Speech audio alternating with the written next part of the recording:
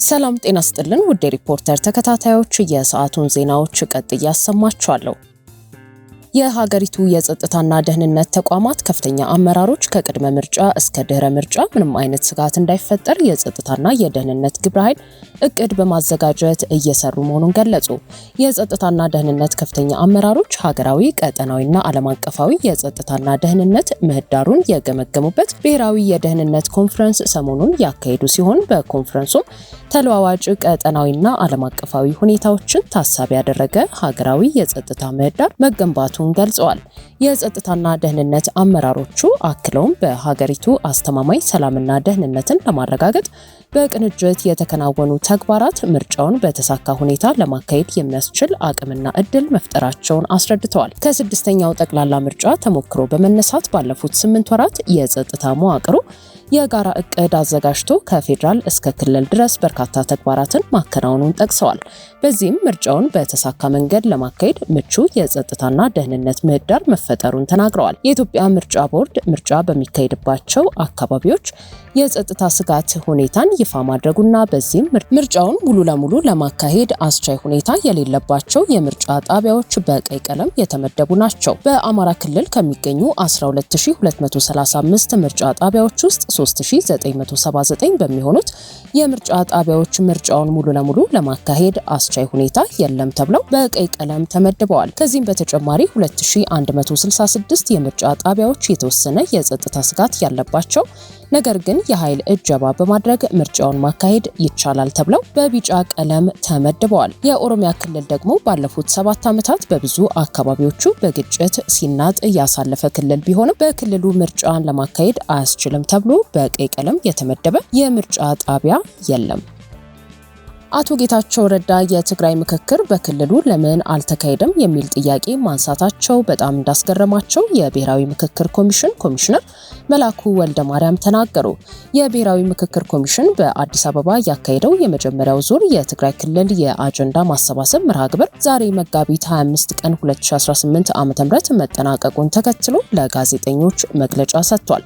በመግለጫውም ምክክሩን በትግራይ ክልል ለማካሄድና አጀንዳዎችን ለማሰባሰብ ጥረት ቢያደርግም ከክልሉ ጊዜያዊ አስተዳደር በኩል ግልጽ ምላሽ ባለመገኘቱና ምቹ ሁኔታ ባለመፈጠሩ ስራው መስተጓጎሉ እንዲሁም በክልሉ ያለውን ተጨባጭ ሁኔታና የገጠሙትን ተግዳሮቶች ይፋ አድርጓል። የኮሚሽኑ አባል የሆኑት ኮሚሽነር መላኩ ወልደ ማርያም እንደገለጹት ኮሚሽኑ በትግራይ ክልል መዲና በሆነችው መቀለ ተገኝቶ ምክክሩን የማካሄድ ጽኑ ፍላጎት ቢኖረውም ከጊዜያዊ አስተዳደሩ አመራሮች በኩል የሚፈለገው ትብብር ሳይገኝ ቀርቷል። በዚህ ምክንያት ምክክሩን በአዲስ አበባ ለማካሄድ በተወሰነው መሰረት የመጀመሪያው ዙር ውይይት ሰሞኑን በአዲስ አበባ የተካሄደ ሲሆን በወቅቱም አቶ ጌታቸው ረዳን ጨምሮ ተሳታፊዎች ምክክሩ በትግራይ ክልል መካሄድ ነበረበት የሚል አቋማቸውን ገልጸው ነበር። በዚህ ጉዳይ ላይ አስተያየታቸውን የሰጡት ኮሚሽነር መላኩ ወልደ ማርያም አቶ ጌታቸው ረዳ የምክክር ሂደቱ በክልሉ አለመከናወኑን በተመለከተ ጥያቄ ሲያነሱ ይገርመኛል ብለዋል። አክለውም አቶ ጌታቸው የክልሉ ጊዜያዊ አስተዳደር ፕሬዝዳንት በነበሩበት ወቅት ያንን ለማድረግ የሚያስችል ስልጣን ነበራቸው። ነገር ግን ስልጣን ላይ በነበሩበት ወቅት ምክክሩ በትግራይ ክልል እንዲካሄድ አላደረጉም ሲሉ ተችተዋል። በተመሳሳይ ኃላፊነቱን ከአቶ ጌታቸው የተረከቡት ሌተናል ጀነራል ታደሰ ወረደ ሂደቱን የማሳለጥ ግዴታ ቢጣልባቸውም በተደጋጋሚ በተደረጉ ውይይቶች ግልጽ ምላሽ ሳይሰጡ መቆየታቸውን አስረድተዋል። ኮሚሽኑ በትግራይ 5 ዞኖች ገብቶ ለመስራት እቅድ አውጥቶ ባለሙያዎቹ ለ10 ቀናት ዝግጅት ቢያደርጉም በመጨረሻ የህፃጽ መጠለያ ጣቢያ ረሃብ ጉዳይን ምክንያት በማድረግ ምክክሩ እንዲቆም መደረጉን ኮሚሽነር መላኩ አብራርተዋል። ባለፈ ሰሞኑን ትንሽ ግርም ብሎኛል። አቶ ጌታቸው ረዳ እንደውም ቢኖሩ ጥሩ ነበር። እዛ ከተሾሙበት ጊዜ ጀምሮ ወጥውተናል ያለ መታከት አስተዳዳሪ ናቸው። በሌሎች ክልሎች አስተዳዳሪዎች ናቸው እዛ ገብተን እንድንሰራ ምቹ መደላደል የሚፈጥሩት። አንዳንዶች እንደውም ሳንጠይቅም እንድንገባ ይፈቅዱ ነበር። እዚህ ግን ያ አልተፈቀደም።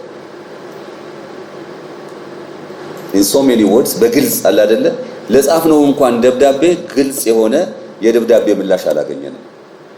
ይሄ ሊሰመርበት ይገባል። አቶ ጌታቸው ያን ጥያቄ ሲያነሱን በጣም ነው የገረመኝ።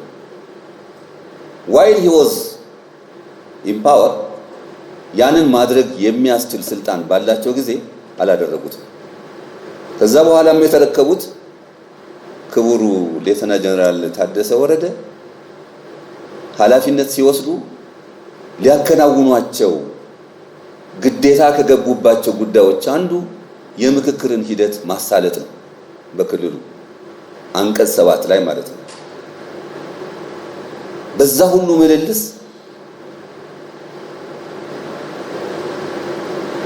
በዛ ሁሉ ውይይት ኔጋቲቭም ነገር የለም፣ ፖዚቲቭም ነገር የለም፣ እሽም የለም፣ እምቢም የለም። to the extent በአምስቱ ዞኖች መጨረሻ ላይ በአምስቱ ዞኖች መታችሁ ይሄን ስራ ማከናወን ትችላላችሁ ብለው ነግረውን ሲያበቃ እኛም ያንን እውነት መስሎን ማለት ነው እውነተኛ ንግግር ነው የሚፈጽሙት ነው ብለን መቼም እንግዲህ አንድ ከትልቅ የሥራ ኃላፊ እንደዚህ አይነት ነገር ሲነገር ትረስት ይደረጋል እና ትረስት አድርገን ባለሙያዎቻችን 10 ቀን ቆይተዋል እዛ ስራ ሲሰሩ በአምስቱ ዞኖች ይህንን ተግባር ለማከናወን የሚያስችል እቅድ ሲያወጡ ፕሮግራም ሲነድፉ ለዛም የሚያስፈልገውን ነገር ሁሉ ሲያዘጋጁ 10 ቀን ከቆዩ በኋላ ህጻጽም ይባል እንግዲህ እናንተ ስትዘግቡት ነበር አንድ የሆነ ድርቅ ነገር ተከስቷል ተብሎ ከዛ ጋር ምንም እንግዲህ ይሄንን ሂደት የሚያኮላሽ አይደለም። ያ እውነት ለመናገር አንድ አካባቢ እንደዛ ተከስቷል ሊከሰት ይችላል እናዝናለን በሚሆነው ነገር ሁሉ እናዝናለን ኦነስትሊ ግን ይሄንን ሂደት የሚያስቀረው አልነበረም። ከዛ እንዲቆም ተደረገ ባለሙያዎቻችንም እንዲመለሱ ተደረገ። ኮሚሽኑ ህወሓት ህጋዊ ሰውነት እንደሌለው ቢቆጠርም እንደ ህጋዊ አካል አመራሮቹን አነጋግሮ ሰፊ ርቀት መጓዙን ገልጿል። በትግራይ ክልል ካለው አስገዳጅ ሁኔታ አንጻር ሂደቱን በአዲስ አበባ ለማከናወን የተገደደው ከክልሉ አስተዳደር ጋር ግብግብ ውስጥ ላለመግባትና የባለሙያዎቹን ደህንነት ለመጠበቅ መሆኑ ተመልክቷል። የማግለል ጉዳይ አይደለም፣ ፍላጎቱ የለም። እዛ እንደሰማነው ደግሞ እንግዲህ ዝርዝሩን እናንተ ይበልጥ ታውቁታላችሁ። ቲፒኤልኤፍ ምንም እንኳን ህጋዊ ሰውነት የሌለው አካል ተደርጎ ቢወሰድም እኛ እኮ ቲፒኤልኤፍን አነጋግረናል እኮ አመራሩ አገነዝ ዘሎ ሄደን ማለት ነው። ህገወጥ ነው፣ ህጋዊ አይደለም፣ ህጋዊ ሰውነት የለውም ተብሎ ሲያበቃ እኛ ግን ልክ ህጋዊ ሰውነት እንዳለው አካል ነው ትሪት ያደረግነው። ያ ዋደዛሾ ምንድነው የሚያሳየው? የት ያህል ምን ያህል ርቀት እንደሄድን ነው የሚያሳየው። እነ ዶክተር ደብረጽዮንን እኮ አነጋግረናቸዋል እኮ ስራ አስፈጻሚ አባላትን እኮ አነጋግረናቸዋል። ህጋዊ ሰውነቱ ተሽሯል ከተባለ በኋላ ማለት ነው። ለምን እዛ አካባቢ ተጽዕኖ አለው፣ የቆየ ድርጅት ነው፣ እዛ በህዝብ መካከል ያለ ድርጅት ነው። ስለዚህ እሱን ማነጋገር ያንን ትተን ይሄንን ሂደት የተሳካ ልናደርግ አንችልም በሚል እምነት ነው። ሌላኛው የኮሚሽኑ አባል ኮሚሽነር ዶክተር ዮናስ አዳዬ በበኩላቸው የምክክር ሂደቱ ትኩረት ሊያደርግ የሚገባው በተሳታፊዎች ቁጥር ላይ ሳይሆን በሐሳብ ጥራት ላይ መሆኑን አጽንኦት ሰጥተዋል። 131 ሚሊዮን ህዝብ ያላትን የሀገረ ሜክሲኮን ተሞክሮ በምሳሌነት የጠቀሱት ኮሚሽነሩ በሀገሪቱ ምክክር ሲደረግ የተወከሉት ሰዎች ከ100 እንደማይበልጡ አስታውሰዋል። ትኩረት መደረግ ያለበት ሐሳብ ላይ እንጂ ቁጥር ላይ መሆን የለበትም ያሉት ዶክተር ዮናስ እስካሁን በቀረቡት አጀንዳዎች ውስጥ እንደ ህገ መንግስት ያሉ መሰረታዊ ጥያቄዎች ሲነሱ አሁንም በህዝቡ ዘንድ ጠንካራ ህብረ ብሔራዊ አንድነት የመቀጠል ፍላጎት እንዳለ የሚያሳዩ መሆናቸውን ገልጸዋል። ቅድመ ምክክሮች ተደርገው ነበር። ከዩኒቨርሲቲ ምሁራን፣ ከጊዜያዊ አስተዳደሩ ካቢኔ፣ ከተለያዩ የፖለቲካ ኃይሎች ጋር ውይይት አድርገን ነበር። አንድም ምክክሩ አያስፈልግም ያለን አካል የለም ሲሉም አክለዋል። ሜክሲኮ 131 ሚሊዮን ህዝብ ያለው ሀገር ነው።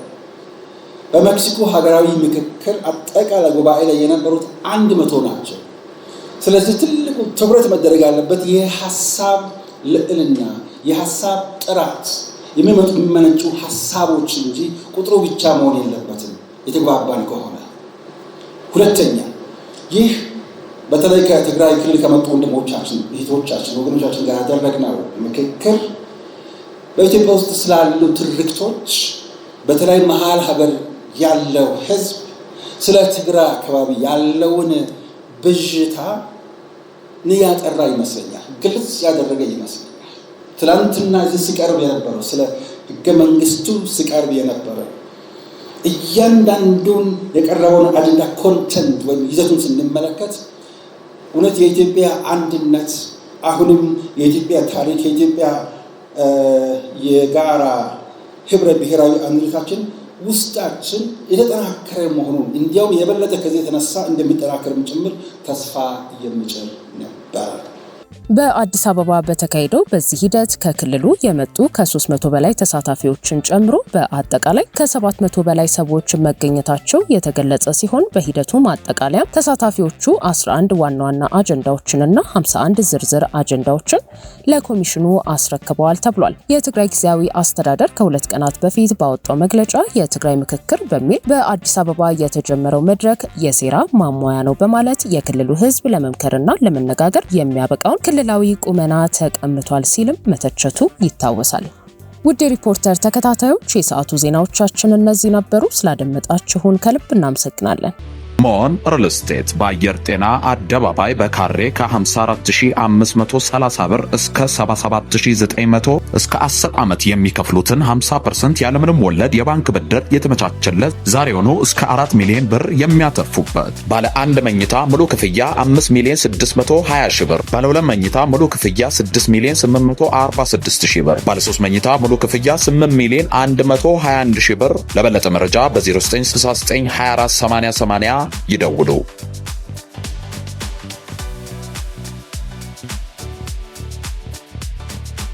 በምቹ ጠቅ ክፍል የሚያደርጉ ሁሉ ፈገግታና ደስታን ይፈጥራሉ። የዚህ ሁሉ ሚስጥሩ ጠቅ ክፍል ነው። እርሶም በስልኮ ላይ የሚጠቀሙትን የየትኛውን ባንክ መተግበሪያ QR ኮድ ስካነር ከፍተው በኢቲ QR ወደ የትኛውም የአገልግሎት ሰጪ የፋይናንስ ተቋም ጠቅ ክፍል ሲያደርጉ ክፍያው በቅጽበት ይፈጸማል። ተናባቢ ኢቲ QR በኢቲ ስዊች የቀረበ